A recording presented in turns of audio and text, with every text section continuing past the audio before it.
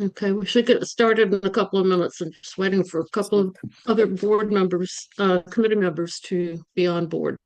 Thank you.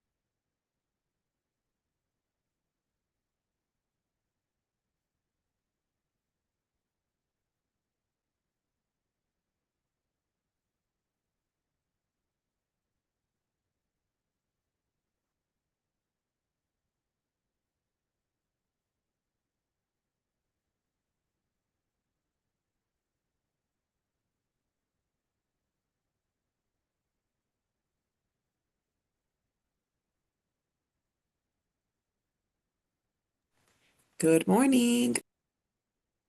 Good morning, Marcel.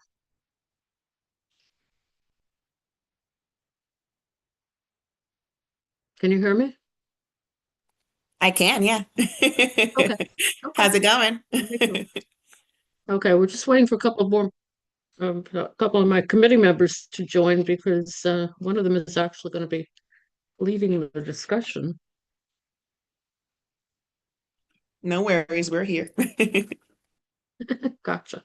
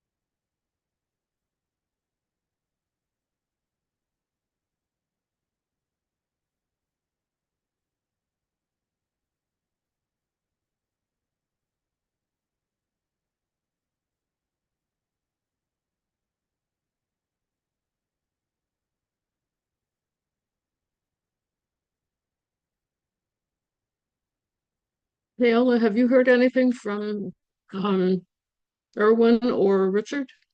No, I haven't. Let me see if I can shoot him an email really quick. Okay.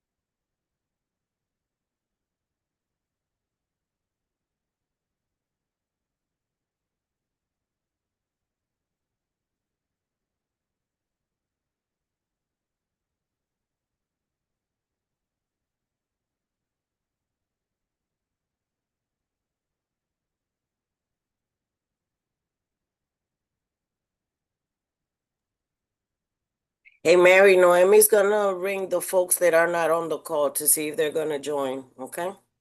I'm sorry?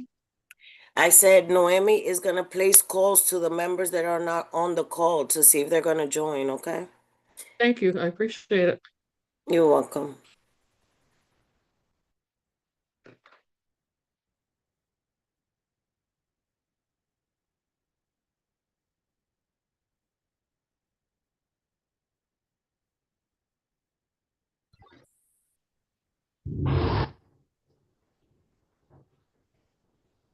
Hey, Richard.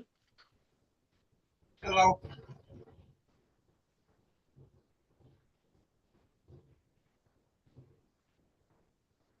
All right, so being aware of everybody's time, I'm going to start this meeting. Paola, are you set? Yes, Mary, you're all set. You're already online. Okay. All right, so good morning, everybody. Welcome to the totally virtual meeting of the Committee for Concerns of the Aging on this Thursday, February 5th, 2026. And we're going to call the meeting to order at 10:42 a.m.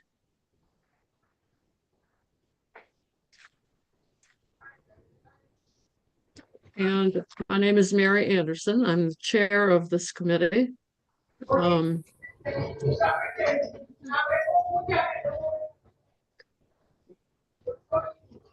Richard, can you mute yourself? I think it's maybe coming from you. I'm not sure.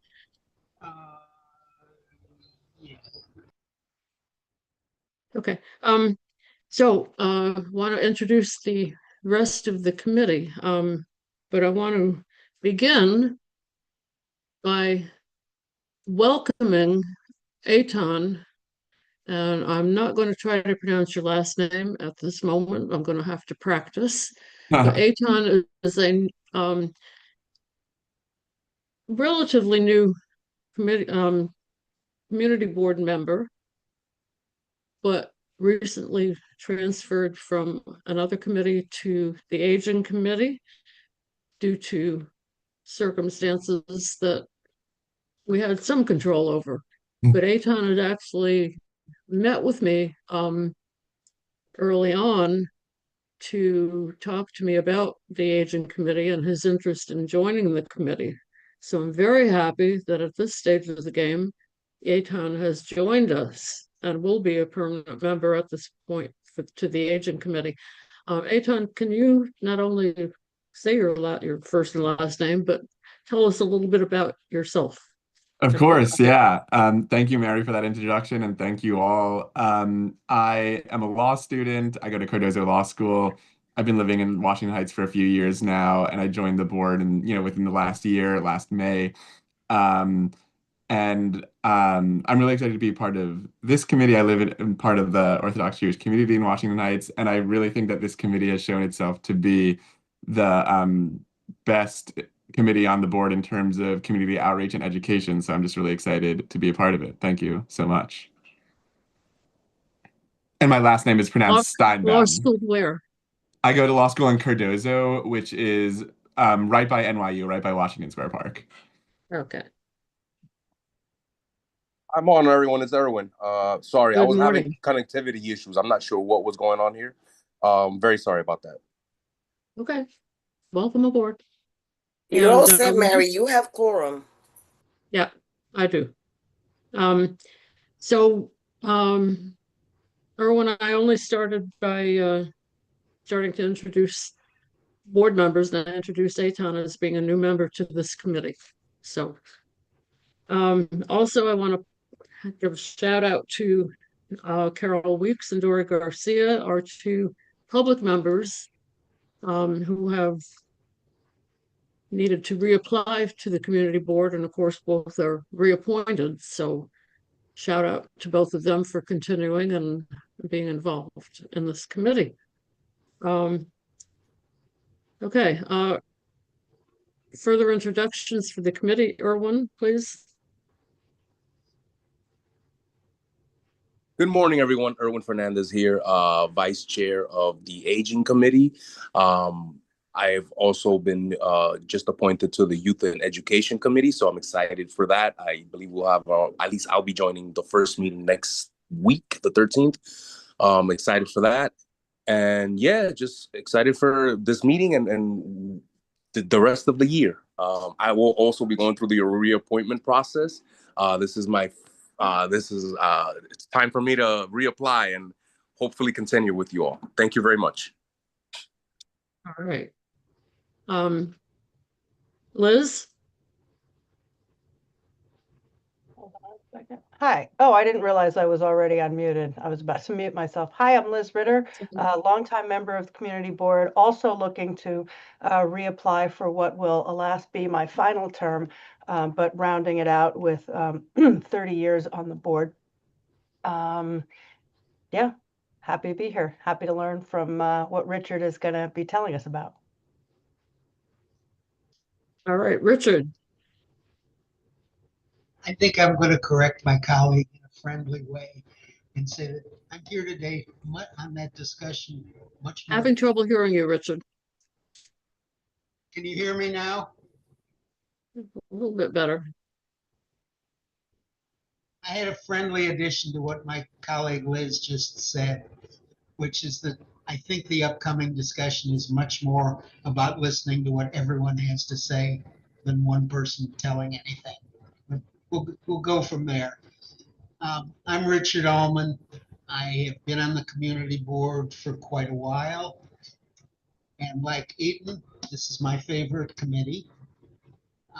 I live in Washington Heights. I manage senior centers for Arc Fort Washington. And we go from there. Okay. Dory? Good morning, everyone. Dory Garcia, Executive Director of Act 16 for Washington, Inc., co-chair of WICOA, and a public member of this committee for the past 3 years. And Carol? You have to unmute yourself.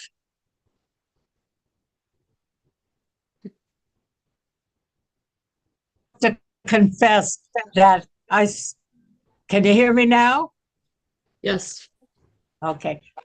Before I talk about myself a little bit, I have to say that I want to thank Mary for reminding me, you are on the committee. You better show up in one form or another.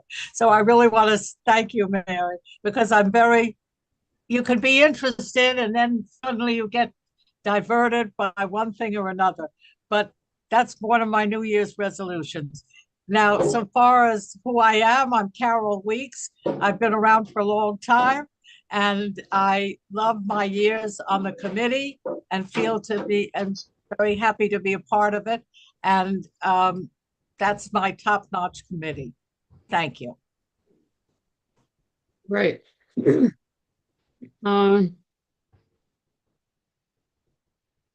Let's get introductions from the other folks who are on the call. Cecily?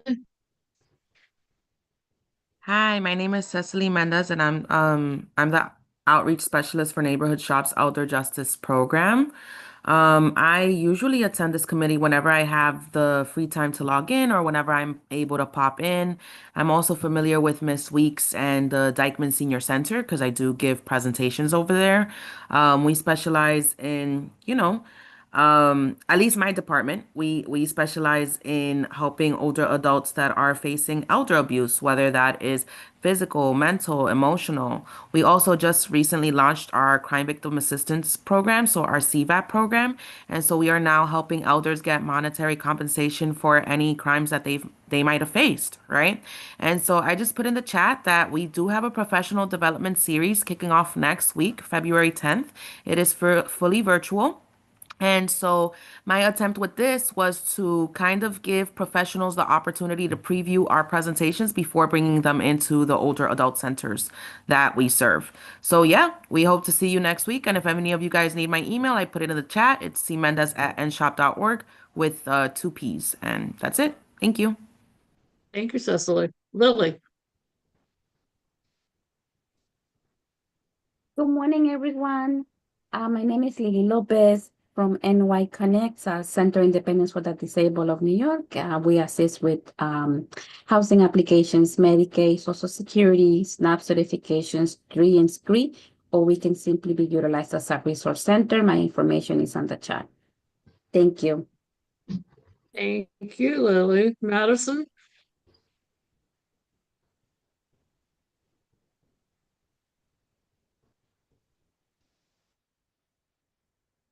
Madison, you still with us?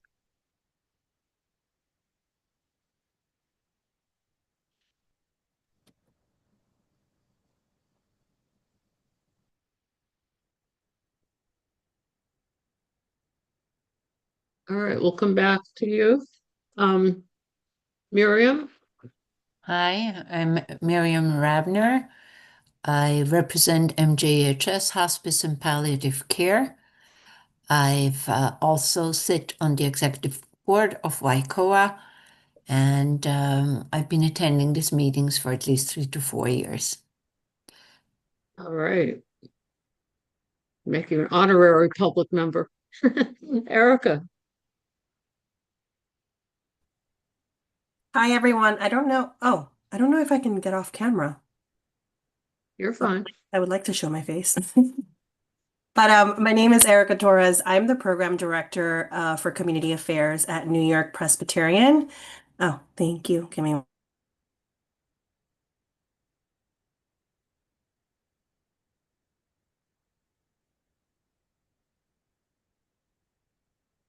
Uh-oh, we Wow, just thank you lost for Erica. joining us, Erica. I think we lost her.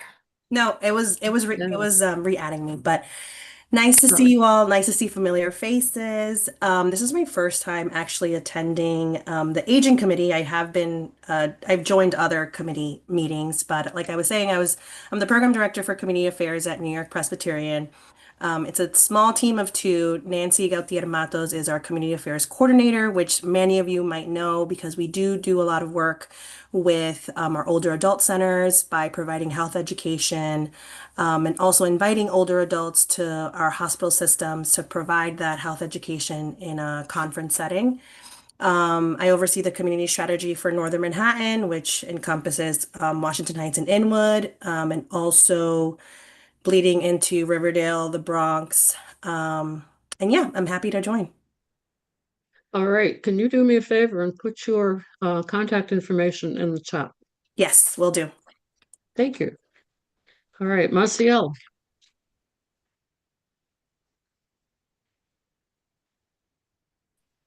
Good morning, everybody. My name is morning. Maciel Veras, and I'm the Director of Aging in Place Programs over at Isabella. And I currently oversee 3 naturally occurring retirement programs. So we're essentially 3 supportive service programs that supports older adults so that they can age in place in their homes, in their buildings. And yeah, I'm happy to be here. I really do try to come every month, but then things have been coming up lately, so that's why I haven't been able to join as often. But I'm happy to connect and I'm happy to be back. I'm happy to have you here. All right, Diane. Good morning, everybody. I'm Diane Ashley, Chief Marketing and Communications Officer for MJHS Health System, and that includes, happily, Isabella Center. I guess I've been joining this meeting for the last 4 years as well. Thank you. Thank you for being a part of the committee. Thank you. All right. Okay. So,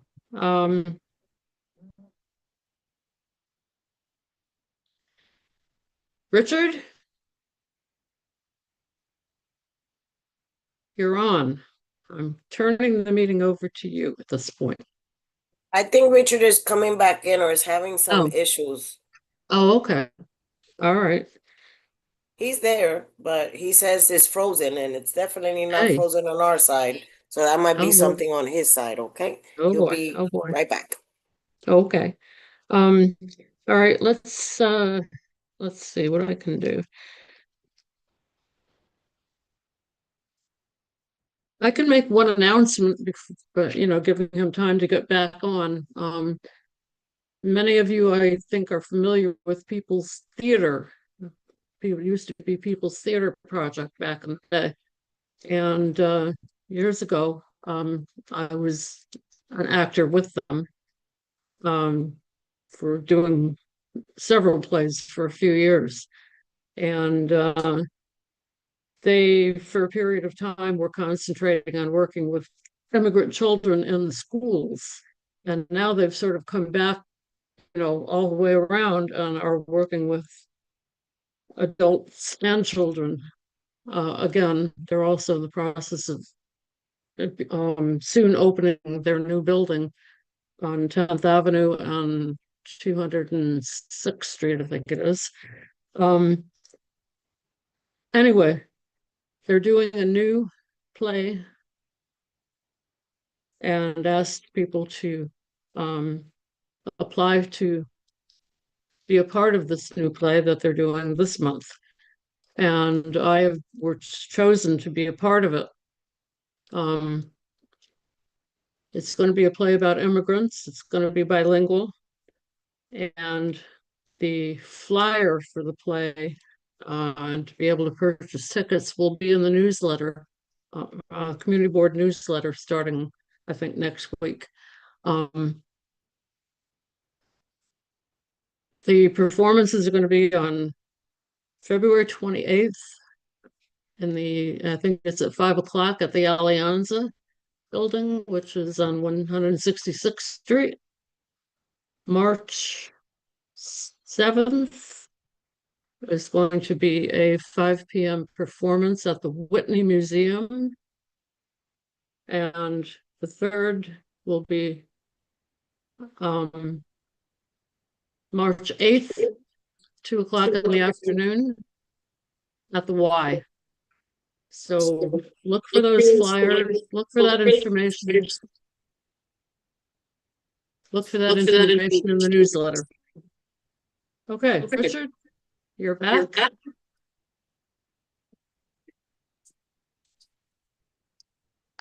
I'm trying to get in through my phone. Looks like it's going to. You're in. We hear you. Can you hear me now? Yes. Okay.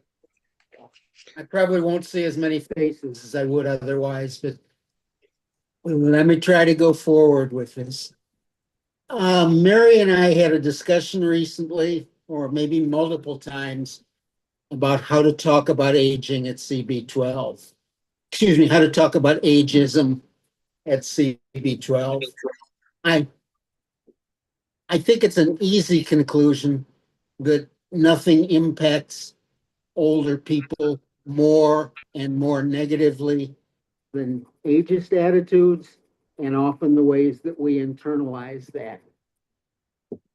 The intention today is to do a first discussion today, just to get thoughts out there, what we're all seeing, hearing, feeling, or maybe what we've learned from elsewhere, and then come back together.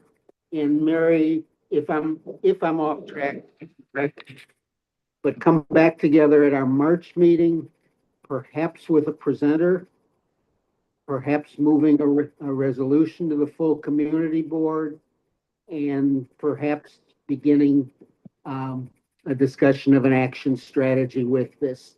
I know on Mary's watch as chair, there have been some other issues that we've been able to take to action and impacted the community board, our own communities, and passed it on to some other community boards as well. This might be that kind of issue again.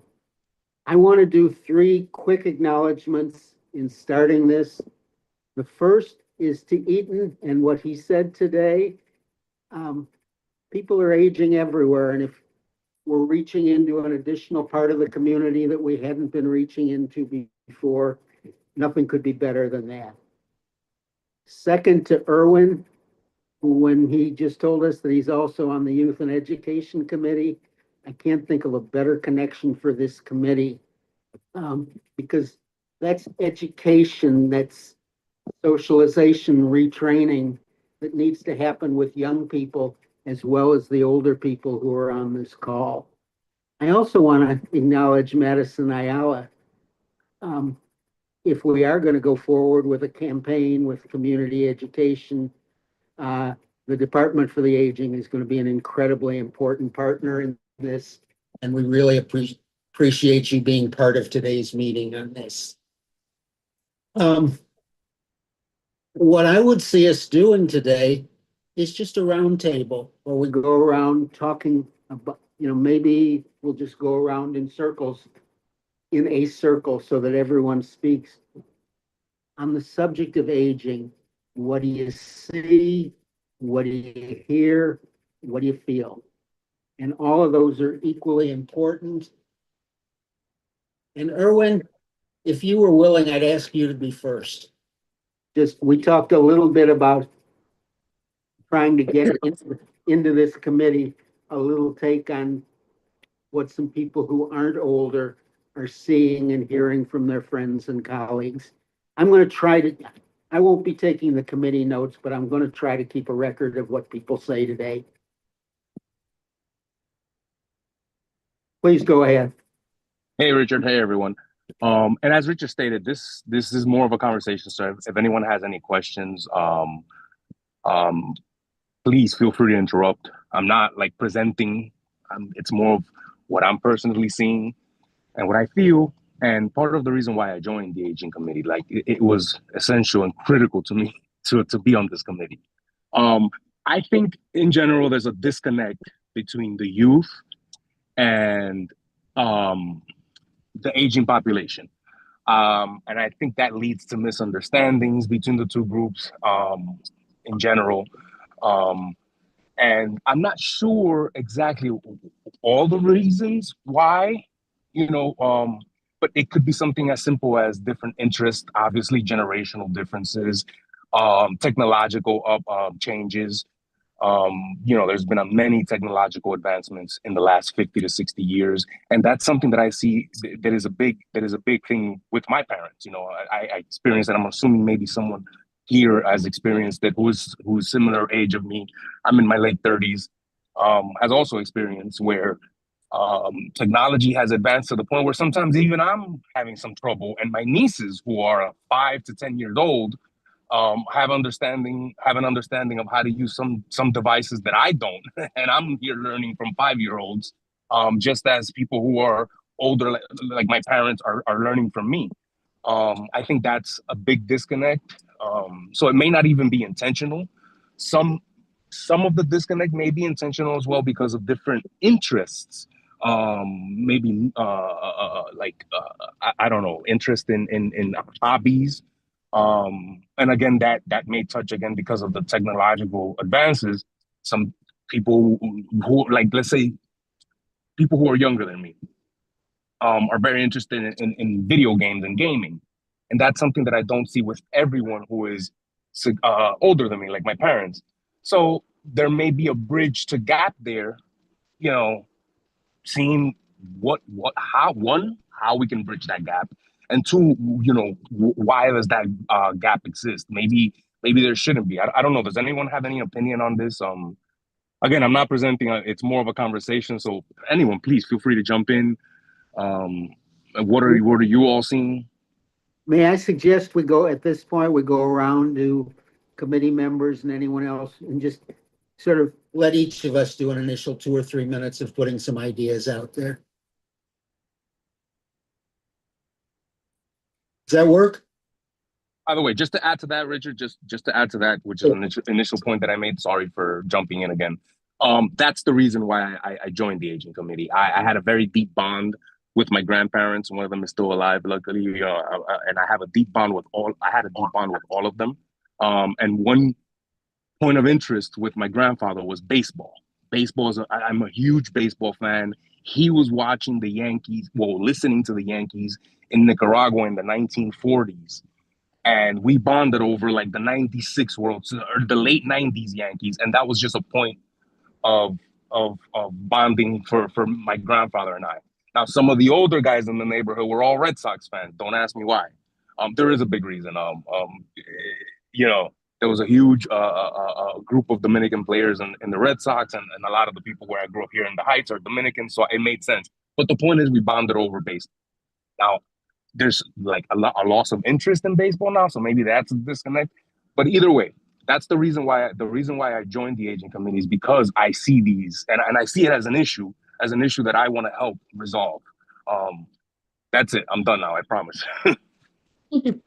Okay, Mary? Liz? Yeah, good. I'm sorry, go ahead.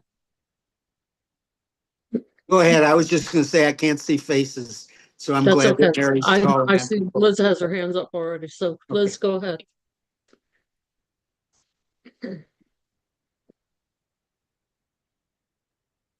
Sorry, it took me a moment to unmute. I actually had my hand up when you were looking to kill time, and I was going to ask a question to MJF, but I can do that at the end of the meeting.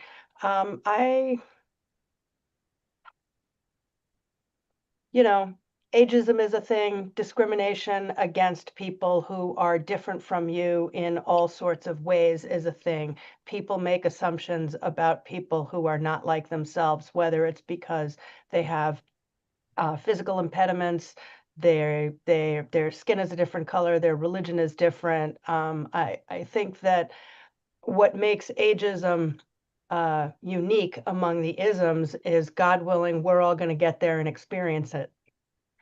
There are a lot of things that I think affect elderly people that it's easy to shunt off to the side and go, well, that's not my problem.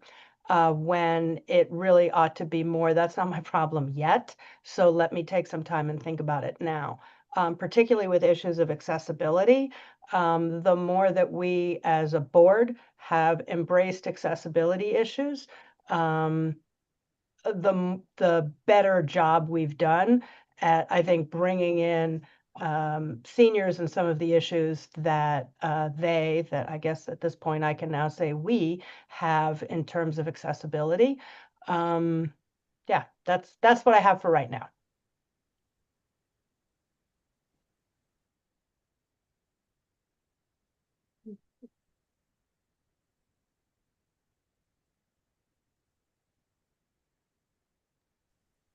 It's Okay, Mary. I can go. May I? All may I- right, go ahead. Piggybacking on what Erwin said, the time where families live together intergenerationally have changed. So families nowadays live far apart. People have fractured families, are isolated. So the natural observations and interactions and respect for older adults and their usefulness and their wisdom falls by the wayside, unfortunately. The other thing that I encounter, and I see it in myself, when I forget a name or when I am not 100% on target in a conversation, I'll say, oh, sorry, senior moment. So there is an internal ageism that we accept and that we project. Anybody can forget a name or telephone number or something or lose the thread of a thought. So we ourselves, I'm part of the older adult cohort, need to be very aware how we exude our wisdom and our having been around much longer and not to tolerate it. For example, if we go to a doctor's office and the nurse wants to take my vital signs and she refers to me as sweetie, I'm not her sweetie. I met her for the first time. And without being belligerent or aggressive, I could just say, please call me Miriam or call me Miss Rabner, so that we guide people and help them destroy some of the ageism prejudices and help them just be comfortable and see us like everybody else.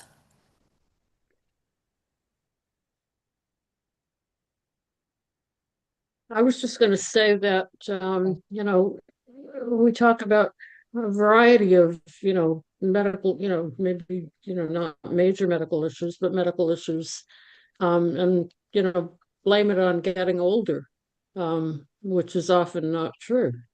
But, that's, I mean, Miriam certainly brought up an issue of, how older adults are addressed. Sweetie and honey and all that is not appropriate, not acceptable. And it's, it's a difficult situation. You know, you don't want to get into a power struggle about things, but and you know, and then again, like Miriam said, you know, people look at older adults as being incapable of doing a number of things. But we're not. I mean, we have an 86-year-old who's being a part of the play, this play at this time. And she's a dear friend of mine. And, you know, she is all over the place all the time. I mean, she's as busy as I am, which is, you know, not saying a lot, but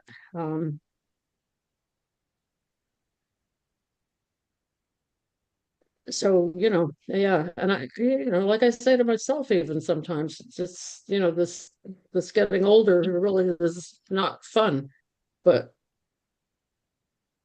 in some ways that's true, in some ways it's not, because it's actually, for me, more fun at this point because I have the freedom to do what I want to do. And I do a lot of things. And sometimes it feels overwhelming, but I do it. I get through it. I mean, let me tell you, we had rehearsals Monday and Tuesday evening, 3 hours each. Next week, we're going to have rehearsals every evening, Monday through Friday, 3 hours each evening. I mean, this week, yesterday, I just felt totally exhausted, but in a good way. So, you know, I'm up and running again and, you know, looking forward to actually rehearsing every night next week because I can see the play coming together. So it's exciting. And it's fun to have other things going on in my life that take me out of my comfort zone, for one thing, and you know, give me an opportunity to do something different. So, you know, all right. Who's next here? Any of the other committee members? Hello. Go ahead. I think I agree with everything that's been said so far. I want to start from what Mary just said about fun and freedom. It's Super Bowl week, and I've really gotten to like the phrase that the best part of any game is the fourth quarter. And I think it's a part of how we need to look at stuff. You know, it isn't true. The body changes some, we feel some things, or maybe get a little tired a little sooner than we would otherwise. But there is tremendous potential.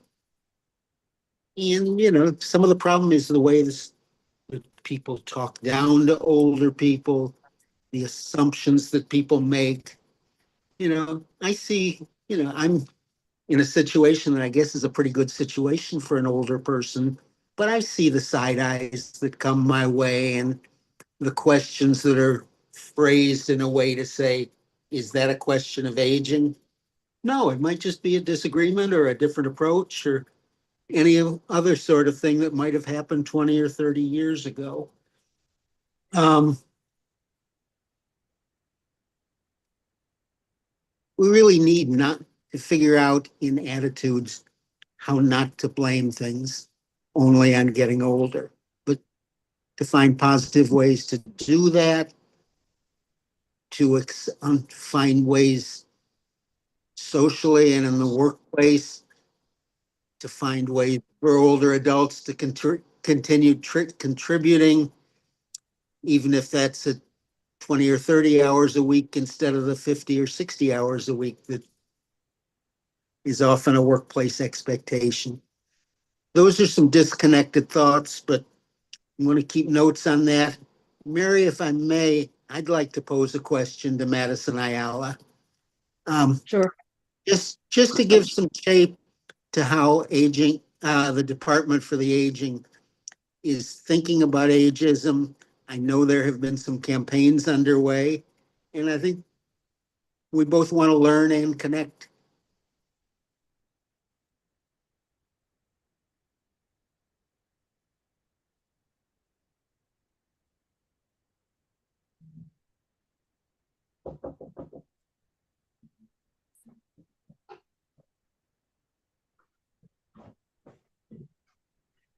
If we need to go elsewhere for the moment, that's fine. Erica and Irvin have their hand. Erica, yes, I was about to say, go for it. I was just going to add to what Miriam and Erwin were saying about the disconnect from intergenerational families. I used to live next to my grandmother for at least like 29 years, and then I moved out. She lived right next door, so I grew up going next door, hanging out with her, and then that changed. But then I kind of had to remind myself, like, hey, go visit, even though I lived like 10 minutes away. That's for my personal hat. Currently, my grandmother is sick, so now I'm the caregiver in this sense because my mom and my uncle are not emotionally ready for what's to come. And stepping into that caregiver role is very different from when I was the child being taken care of my grandmother. So I'm extremely appreciative of older adults because she offers so much wisdom. From my New York Presbyterian hat, so I've been at the hospital for about, well, making 10 years at the end of this year. And before I started in community affairs, I was a patient advocate.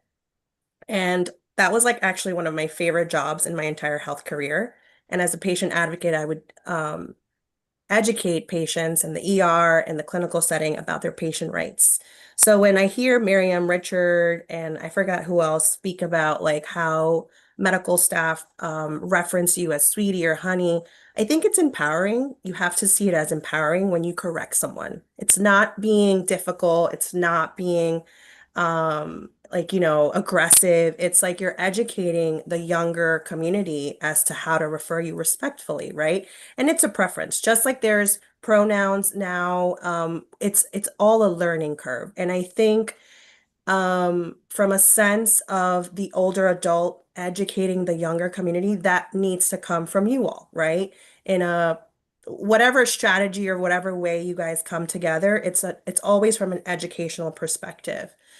Additionally, I think there is opportunity in Washington Heights and Inwood for more intergenerational programming.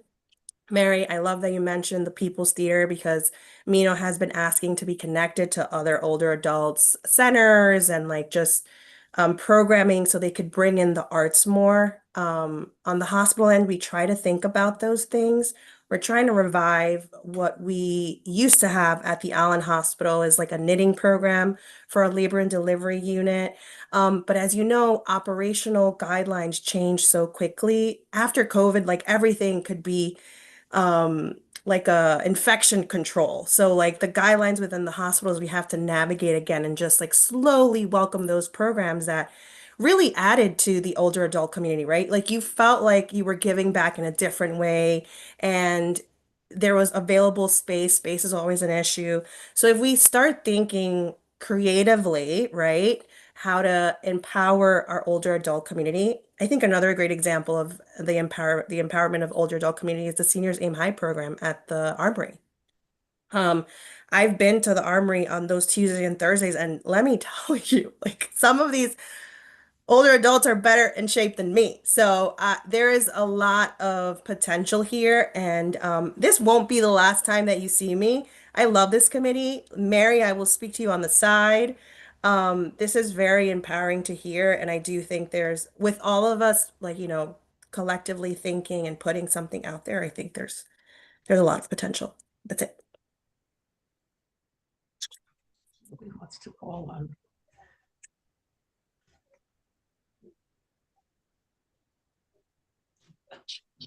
I don't know if anybody can see my hand up.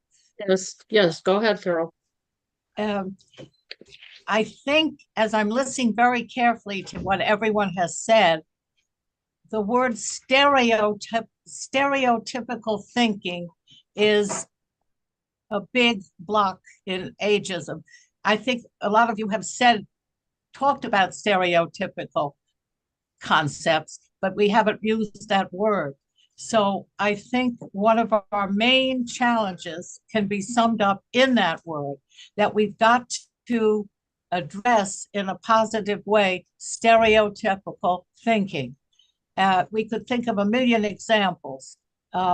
If you walk fast, oh, you walk fast, at your age, you expect the expectations may be that you're walking with a cane or whatever, whatever.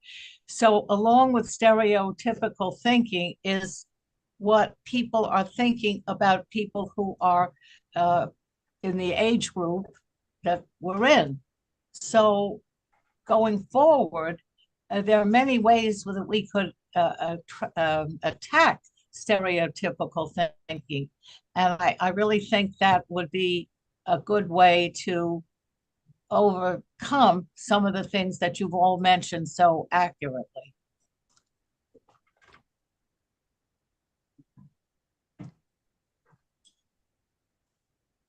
I don't know if everyone's still there, but I'm gonna jump in. We are talking about ageism and everything, but we're forgetting also how ageism is also for young people. We are older people also forget about younger generations and younger kids that are also going through ageism. Like Erwin said earlier, sometimes he doesn't know a lot of something of technology, and his 5-year-old needs or 10-year-old needs are teaching him. So we're seeing the age, not the ability of doing things. So not only are older adults being discriminated, also young adults and younger kids are also being discriminated because of their age. Ageism is all over. I'm in my early 40s. My about to be 12-year-old asked me, Mom, do you know what ChatGPT is? I was like, yeah, why? Oh, you from the olden days. I'm from the 80s. She thinks that being from the 80s is being really, really old. Interesting, isn't it? So when I tell her, yes, I know this, or this is the clothes I used to wear, and she's like, oh, this is coming back. That's for the olden days? What do you mean? So teaching the kids and letting them know that, yes, it's okay to speak up for yourself, but also for us as older, and teaching them that discrimination and ageism doesn't matter what age you are, because sometimes we might have the ability when, let's say, we're looking for a job and people just see our age. Oh, you're too old, or you're too young, you don't have the experience, or you have too much experience, the money is not enough, or they base everything on the age instead of seeing what you can bring to the table. And I'm still learning. I have a 4-year-old and a 12-year-old. Trust me, they teaching me every day, and I think they know more than me. Oh yeah. I'll jump in. Does anyone who hasn't Yes. spoken want to speak?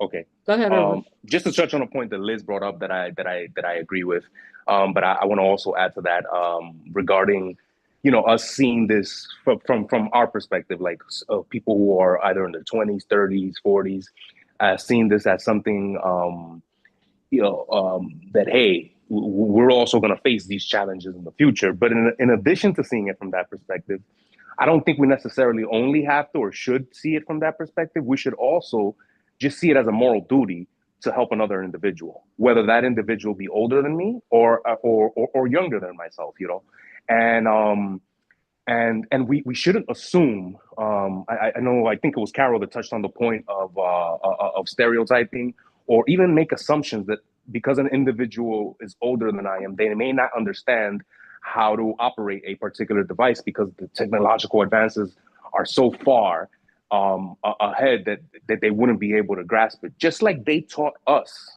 when we were younger how to, and they had the patience to teach us how to do certain things. We should also we have the moral duty, right, in my opinion, to teach them and have the patience to teach people, because it's not that there may be people who are not capable of learning for other reasons, but that could happen at any age. But in my opinion, what I've seen personally with my mom and her cell phone is, once you just go step by step and take the time, take the 15, 20, 30 minutes instead of, the 5 minutes that it may take with my nieces, just take, the 5 minutes it takes with my nieces with me, to put it the other way. It may take a little bit longer just because there's more steps that we have to take, but we have that duty, in my opinion. to do it not only with our parents and with our grandparents, but with anyone who needs help. That's it. That was just one I wanted to touch on.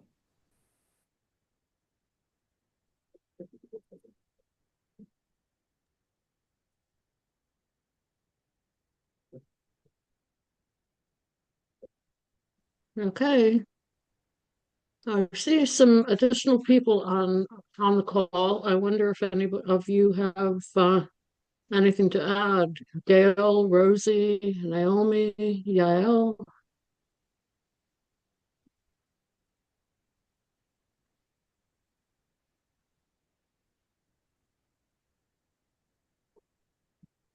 I don't have anything to add. I think it's been great conversation going. So no, I don't have anything to add.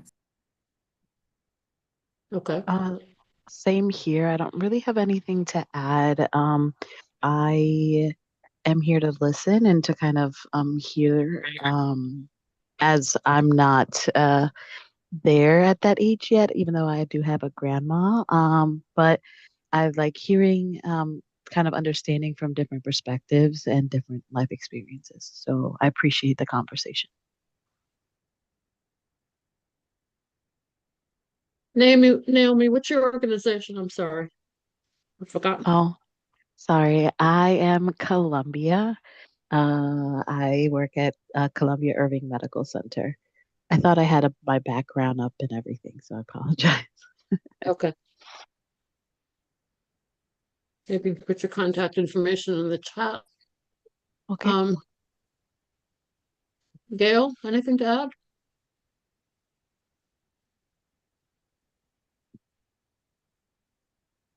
So I have a question instead of a Okay. comment.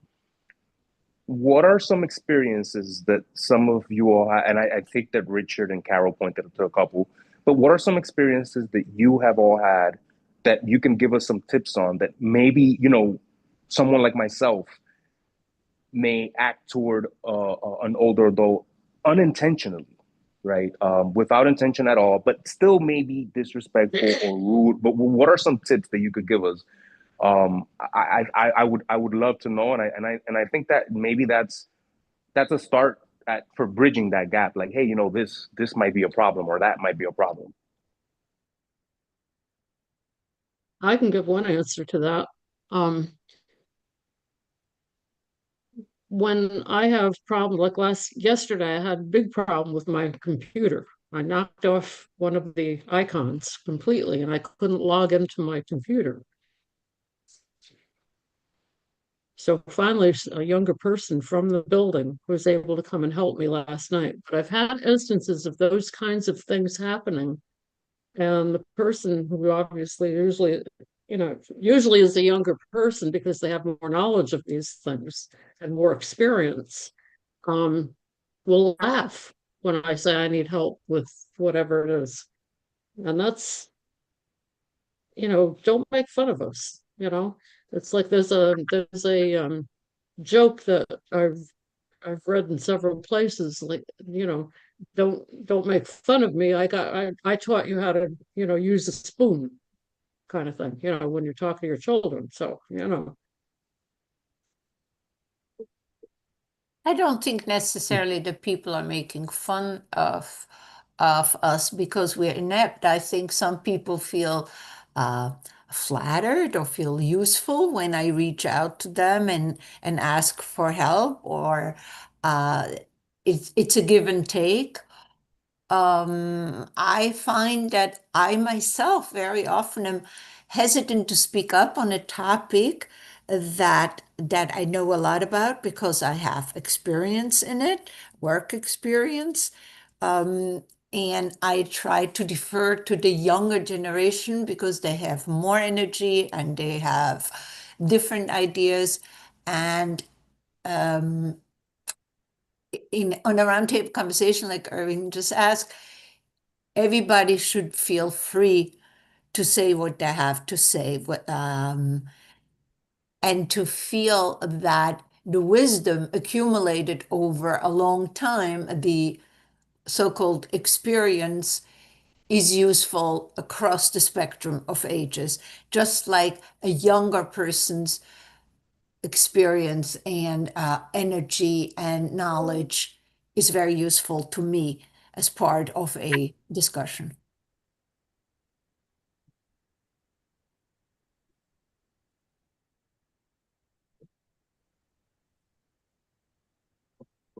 In answer to Erwin's question, I don't find an exact formula to say how to do that, other than to say younger people, just as older people have learned to do, need to check themselves in the mirror, see if they're just talking about an older person in a certain way just because they're different, just because there's something that is other about them. I know the things that I feel the most are when it seems like someone is talking down to me because I'm older, because they're making some assumptions that I'm a different sort of person or a lesser person in some way. I think the questions we face here is, how do you get through that? And I think an initial step is just being able to say to younger people, think about it. And maybe some of us who are older can help with that thinking about it. But in that way, it isn't that different from other biases. Well, I go back to stereotype. I sound like I'm stuck on the word, but sometimes these images are so ingrained in people, their feelings and their thoughts about older people. For example, you asked for examples. At the center here, I try to come every day looking professional. Whatever my concept is, we don't have to go into that. And people, I think they come up to me, oh, you look so nice, like they're shocked. I think they expect me to come, I don't know exactly what they expect, but it's not the way I present myself. So they have an image, the people, even your colleagues, of what people are supposed to look like when they get over a certain age. That's an example that you asked for, Erwin. What you look like, how you comport yourself needs to be worked on. What people really think about what people who are of age, let's say, should look like.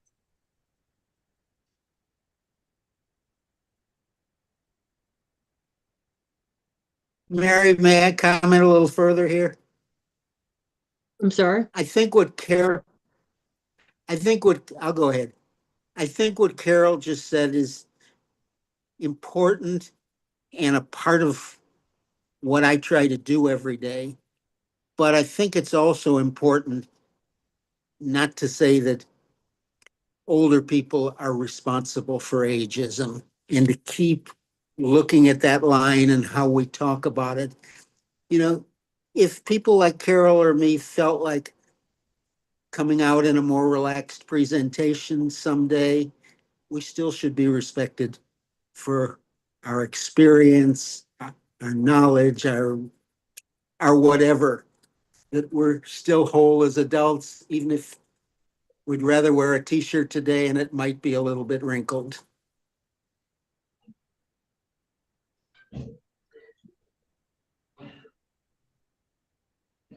I don't know. Can I add something? Or Liz, I don't know, your hand was up, so I don't want to cut you off. Yes, my hand is up, but I'll wait. Okay, you can go. Yeah, I just actually wanted to say something completely different, which is one of the advantages of being, people talk about older people being invisible and, not regarded or overlooked. And there's a strange way that that's actually an advantage, because the flip side of that invisibility is a perception of being not threatening or being trustworthy. So I can, as an older lady, pay a compliment to anybody about anything, and nobody's going to think it's like creepy or weird. I can say to a young woman, that's a beautiful pin, or a young man, that suit fits you really well, and nobody's going to be like, ew. They're going to be like, oh, thanks. So I can, if somebody is looking at a map and looking a little befuddled, I can say, are you lost? And nobody's going to think I'm trying to rip them off. They're going to correctly identify that I'm just trying to, give them directions if they need it. So I lean into that a lot. The like, yeah, you don't have to be afraid of me. I'm just this middle-aged elder lady riding the subway, and I can tell you something and you can take it at face value. So there's that.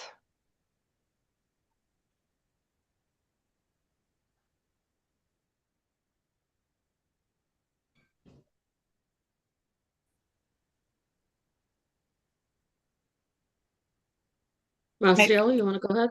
Yeah, sure. I think, yeah, what makes it hard is, right, it's like the stereotypes, right? And I think even as a society, right, it's like, okay, well, who's threatening to you, right? So I guess the plus size is that, right?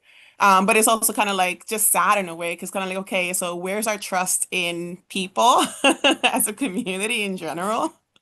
So in that sense, it's while it's good, it's also kind of like that other question.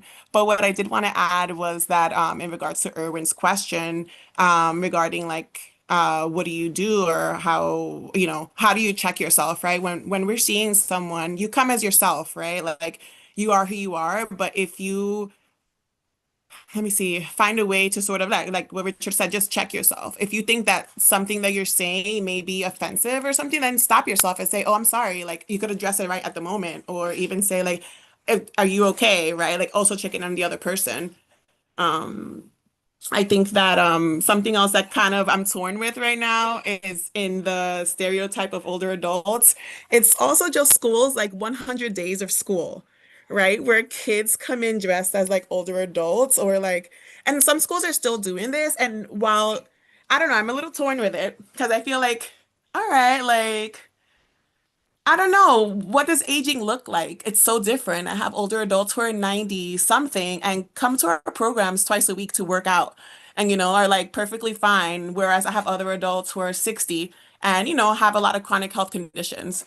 So I feel like we have to get rid of this idea of what exactly does an older person, what are they supposed to look like, so that we can just accept that is capable of anything that they want to do.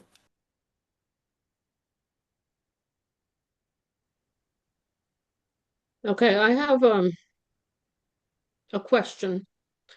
I haven't yet mastered the ability to post in the chat. I've typed, people want to have my email address, and I typed it in, but I don't know how to attach it or forward it or whatever it is that it's called that I'm supposed to do.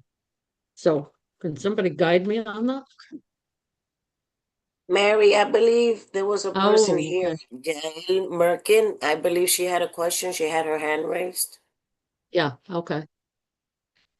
Mary, I also sent you an email in the chat for those that didn't have it. Thank you very much. Got it. Okay. Appreciate it. So I'll learn tomorrow maybe. Okay, Yael, go ahead. You are muted. Very You're much. muted. There you go. Okay. I would very Yeah. much encourage none of you to come to me with like too many advanced IT questions, obviously.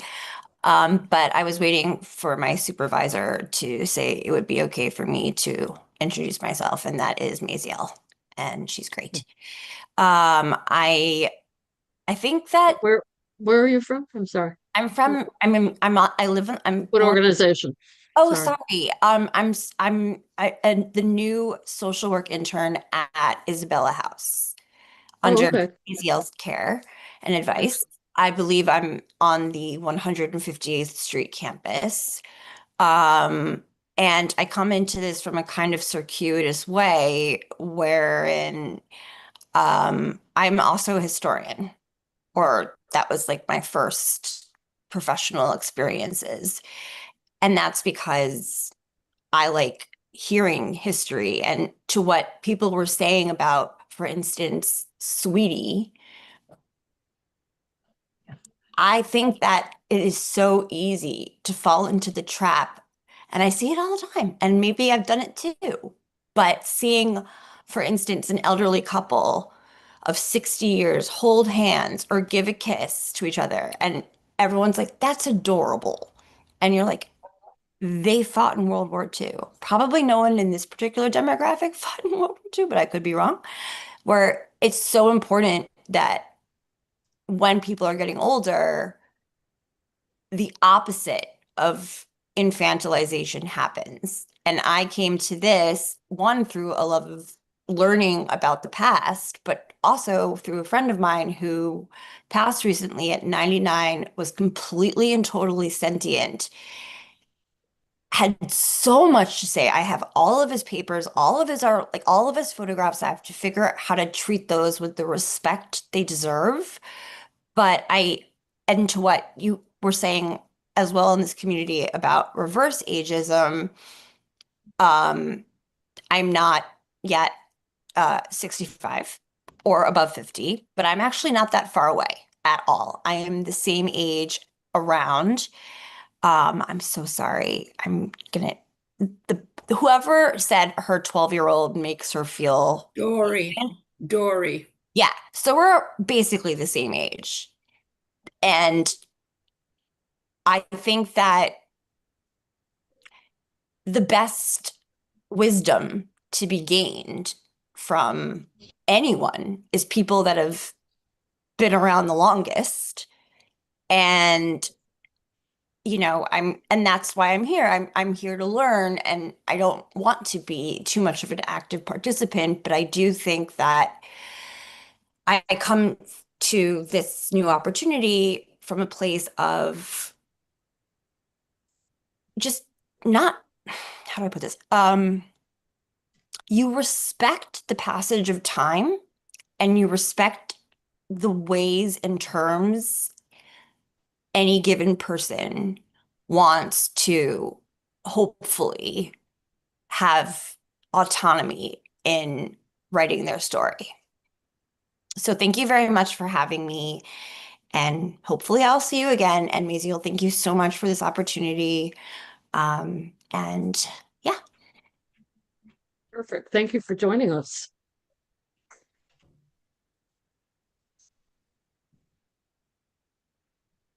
Anyone else?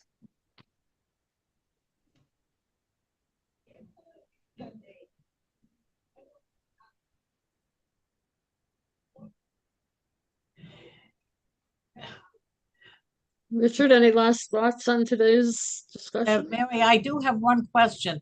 Okay. Has anyone, I don't think it's been mentioned now, but maybe I missed it, thought about next steps? What are we going to have additional meetings on this, or is there a plan B? Or because it was really an excellent meeting, and I think everybody, I think, got something out of it for sure. So I'm just wondering, is there going to be a meeting too? Is there going to be another little focus? What can we do about ageism? We've really identified it today, but we haven't talked too much about how we're going to overcome ageism in the community, except don't call people sweetie. Yeah, we get that. But I'm curious what the group thinks about the next step, or is this going to be the only step, the only actual discussion we're going to have? The answer is that Richard and I actually talked about having more than one session for a variety of reasons. I have a presenter, just for everyone's knowledge, for the meeting in March. So, Richard, if you would like to just come back in, I think we can use April, and there may be part of March's meeting that we can use also for, next steps. I'm back in with apologies. My phone went out for the compliments. It's back though. I'm not quite sure what you're asking, but I'm sure the answer is yes. Well, Carol had brought up, wondered if there's going to be, more steps to this discussion, or is this it, or whatever. And I said that you and I had talked about having more than one session for a variety of reasons. But I announced that I have another speaker set up for March. There may be part of that meeting we can use to discuss more, but I would like to see us have the April meeting again focused on this. And I know you have additional ideas about, further steps. So.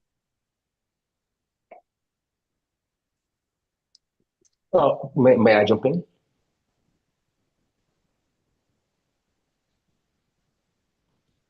Hello? Yeah, go ahead. Oh, okay. All right. I wasn't sure I could speak.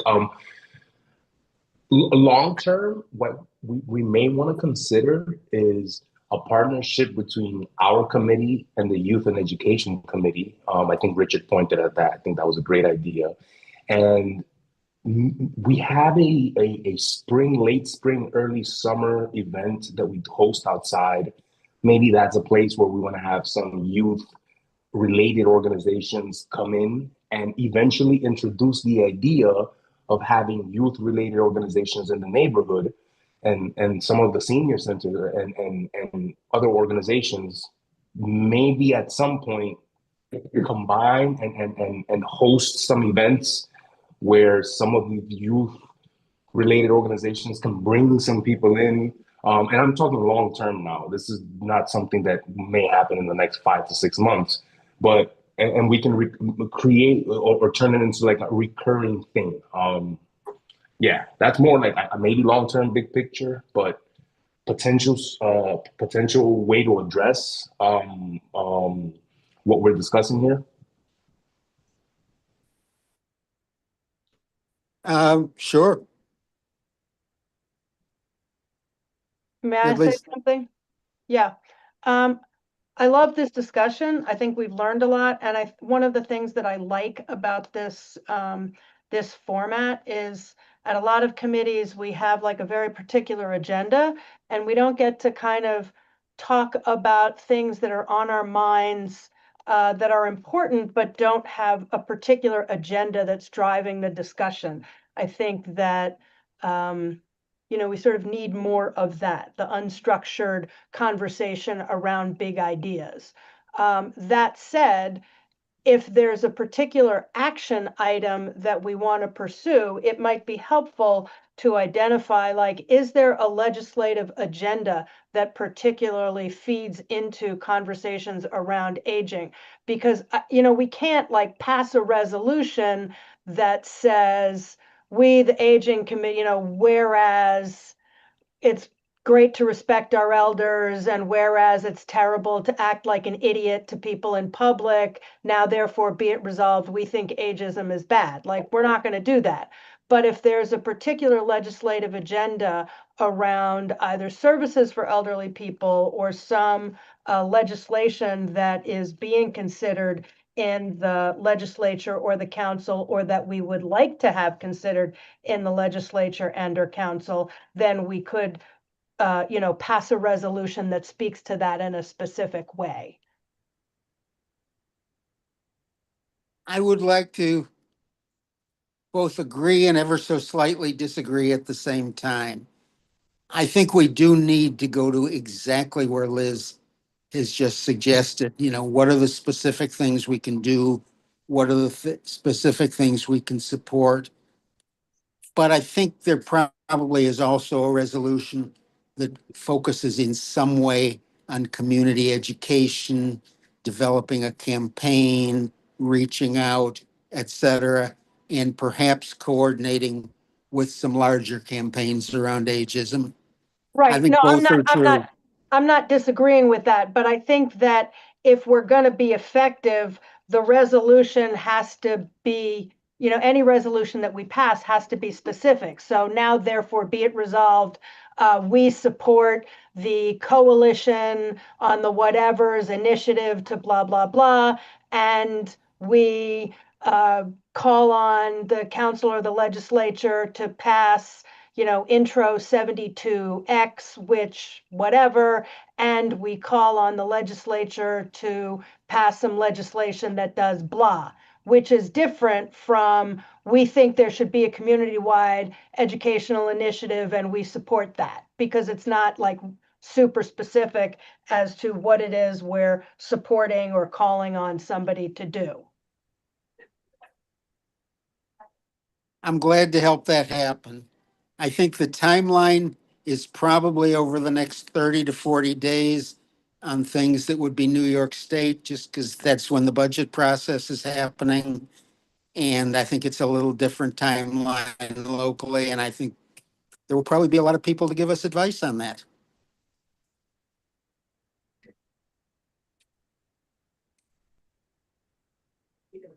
Absolutely. So I want to kind of wind up today's discussion. So do you think that picking it up again in April is suitable? I think that's fine. There might be a piece of information or something that comes to the March meeting or to email exchange or something like that. I don't know. Do you need a motion to table this discussion to April, or just we'll do it? No, it'll be the agenda. Hey. All right. Thanks for making this happen. Yeah. Thank you for, leading this discussion and also sending us, some important information.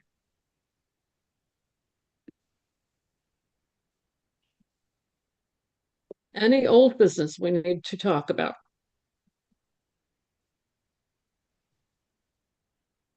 I think in light of the discussion, we should call it outstanding or unfinished business. I'm just saying, instead of old. There you go. Good. Yeah. So new business, I think we've sort of, talked about that as continuing this discussion and coming up with some concrete ways to summarize and promote whatever. Any other announcements? I made the announcement about the People's Theater play.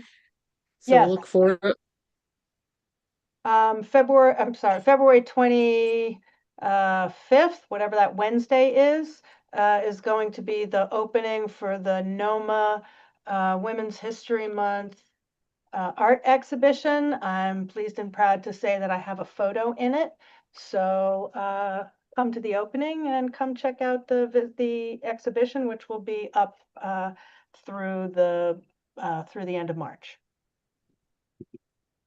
at the United Palace, which is where the NOMA Art Gallery is. Yeah, can you see that it gets into the newsletter? Yep. Okay, excellent. Anybody else? Erica, I see your hand raised, yes. Yes. I will be sending a flyer to you, Mary, once it's finalized. It should be finalized this week. On February 18th, we are revamping our older adult health education talks at the Allen. There is a cap of, I think, 55 or 45 participants. Our family medicine team leads these talks. It's both in Spanish and in English. It's February, so it's going to be dedicated to Heart Month and blood pressure. So I believe they have some goodies. I'm not going to say what, because that's the enticing part. So once I share that flyer, hopefully you can share with your networks, and there will be a registration link and whatnot. Yeah, great. I'm going to reach out to you, Erica, via email offline, okay? So you know that this is where we met.